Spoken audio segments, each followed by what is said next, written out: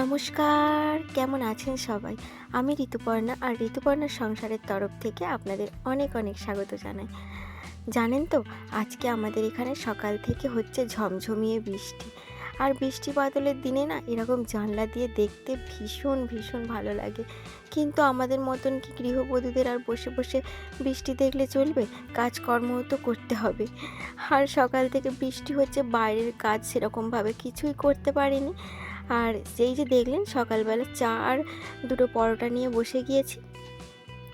আর ওই যে কালকের জন্য তো দুটো পরোটা বেশি হয়েছিল, সেটাই এখন খেয়ে নিলাম। আর কি বলুন তো, আমাদের মতো মধ্যবিত্ত ঘরে কি আর অপচয় করলে চলে? যাই হোক, ওটা আর আমার না বাসি লুচি পরোটা দিয়ে চা খেতে বেশ লাগে। আর ওদিকে তো চা খেয়ে আর এই যে বৃষ্টি দেখছিলাম তিনজনে শুয়ে শুয়ে। আর তারপরেই না বাবুরা একটু খেলা করছিল, এটাই আপনাদের দেখাচ্ছিলাম, জানেন তো। আর কি বলুন তো, বৃষ্টি হলে না ভীষণ আমাদের এখানে অসুবিধা। এই যে এরা বাইরে যেতে পারে না, আর এই বিছানার মধ্যেই সমস্ত কিছু তোলপাড় করে, কিছু করার নেই। আর ওদিকে বৃষ্টি বাদল হতেই থাকবে, আর এদিকে তো আমাদের রান্না বান্না করতে হবে। আর আমি না আজকে ভেবেছি আতপ চাল দিয়ে খিচুড়ি বানাবো। সেই জন্য আগে মুগের ডালটা ভালো করে ভেজে নিলাম, ভেজে জল দিয়ে দিয়েছি। আর গ্যাসটা কিন্তু এখন বন্ধ করে দিয়েছি, কারণ গ্যাসে এই ডালটা ফোটাবো না, কারণ চাল ডাল একসাথেই আর কি সিদ্ধ করব, সেই জন্য। আর এই যে দেখুন, এখানে কতগুলো আলু চাল নিয়ে নিয়েছি, আসলে আতপ চালও বলে। এই যে এই আলু চালটা দেখছেন তো, এই চালটা না আমার মা বানায়। আসলে আমাদের চাষের আলু চাল এটা। আর মা প্রত্যেক বছরই আমাদেরকে এই চালটা দেয়। আর আমার মা এত সুন্দর চালটা করে, জানেন তো, একটু ভাঙে না। আর ওই যে দুবার তিনবার করে চালটা ভালো করে ধুয়ে নিয়েছে, আর চালটা খুব একটা নোংরা না, পরিষ্কার। আর ওদিকে চালটা একটু ভিজিয়ে দিলাম, আর এদিকে আলু আর টমেটো নিয়ে নিয়েছি, আদা একটুখানি ঘষে নিয়েছি। ওই যে ডালটাও এতে চালের সঙ্গে মিশিয়ে দিয়েছি, জানেন তো। আর একদম শর্টকাটে খিচুড়ি করব। আর নিরামিষ আলু চালের খিচুড়ি যেমনভাবেই করেন না কেন, খুব সুন্দরই হয়। এই যে দেখুন, আলুগুলো একদম হালকা হালকা করে ভাজা হয়ে গেছে। যেহেতু আলুগুলো ভীষণই নরম আলু, খুব তাড়াতাড়ি আর কি সিদ্ধ হয়ে যায়, সেই জন্য আর বেশি ভাজার প্রয়োজন পড়লো না। আর আমি যেহেতু প্রেশার কুকারে সিটি দেবো, সেই জন্য আর বেশিও ভাজলাম না, খালি ওই আলুর যে কষটা থাকে না, সেটা মেরে নিলাম।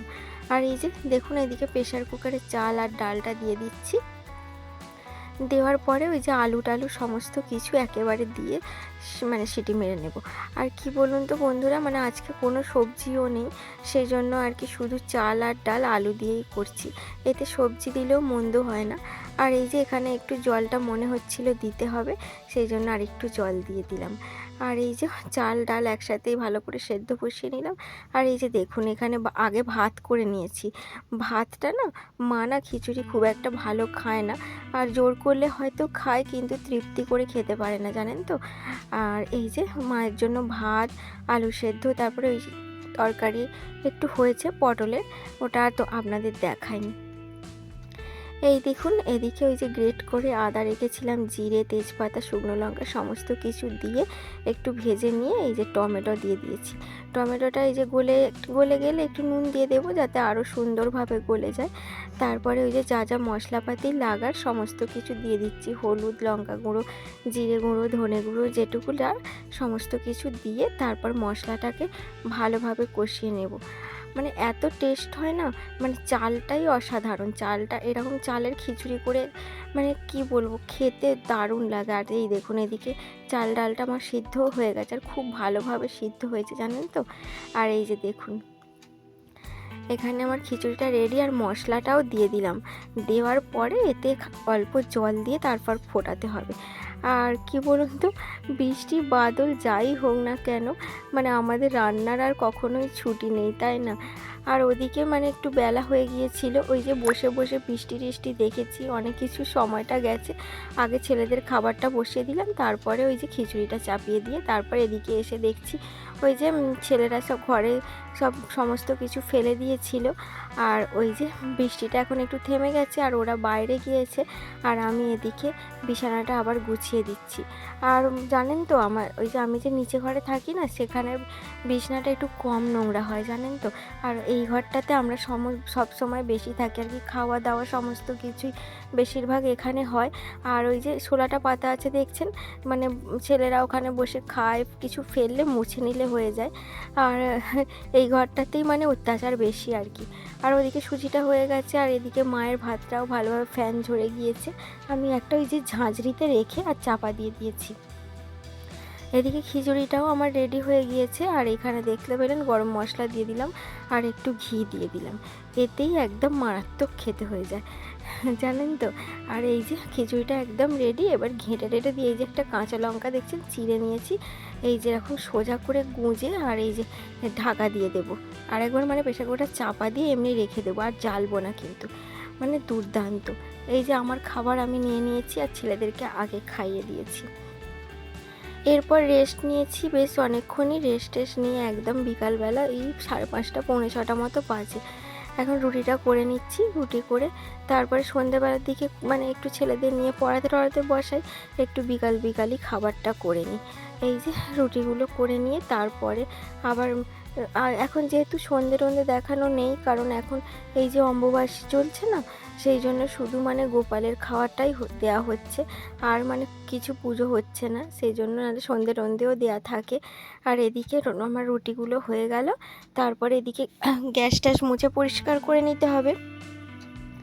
আর ওই তো গ্যাসটা মুছে পরিষ্কার করে নিই। আর যতক্ষণ না জানো তো গ্যাস ট্যাস ভালোভাবে মোছা যায় না, মানে কি বলবো আপনাদের, খুব খারাপ লাগে দেখতে।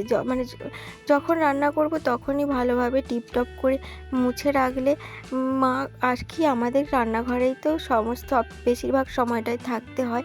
আর রান্নাঘরে মানে না পরিষ্কার রাখলে একদমই রান্না করতে ইচ্ছা যায় না, জানেন তো।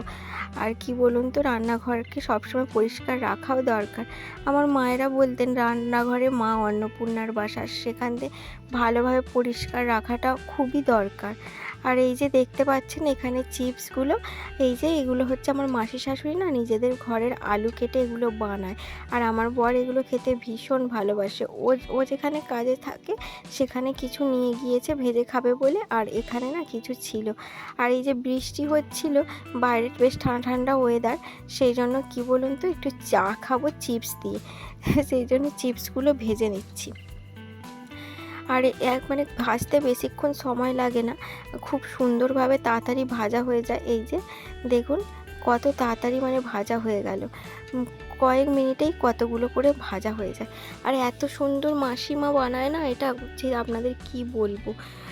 এখন সবাই বানাতে পারে, কিন্তু মাসিমার হাতে মানে অন্যরকমই একটা ভালো লাগা, মানে কি বলবো আপনাদের, যে যেটা মানে ভালো পারে এক্সপার্ট আর কি, এটা দারুণ করে। আর অনেক ধৈর্যেরও কাজ, আমরা মানে পারবো না এত তাড়াতাড়ি করে করতে, আর এত স্পিডে করে না আপনাদের কি বলবো। আর এই যে দেখুন আর একবারও ভাজা হয়ে গেল। আর এই দেখুন এখানে পুরো এক থালা ভেজে নিয়েছি, ভেজে নিয়ে এই যে এখানে একটা ডাব্বা নিয়ে নিয়েছি, আর নিয়ে এখানে সব ভরে রাখছি। আর আগে কিন্তু জানেন তো ঠান্ডা করে নিয়েছি, ঠান্ডা করে নেওয়ার পরেই কিন্তু ডাব্বার মধ্যে ভরছি, না হলে না ওই তেলের একটা বাজে গন্ধ হয়ে যায়, জানেন তো। আর এই যে এদিকে হয়ে গেল আমার, ডাব্বাতে ভরে রেখে দিলে বেশ 1 সপ্তাহ মতো ভালো থাকবে। আর এই যে আমার 2 মহারাজও এখানে এই চিপস নিয়ে বসে পড়ছে, ওদেরকে ডাকছিলাম যে চিপস খাবি আর, সেই জন্য নিয়ে বসে পড়েছে আর এই যে খাচ্ছে। আর বন্ধুরা, ভিডিওটা তোমাদের কেমন লাগলো তোমরা অবশ্যই কমেন্ট করে জানাও। তোমাদের যদি ভালো লেগে থাকে প্লিজ সাবস্ক্রাইব করে আমার পাশে থাকার অনুরোধ রইল। সবাইকে টাটা।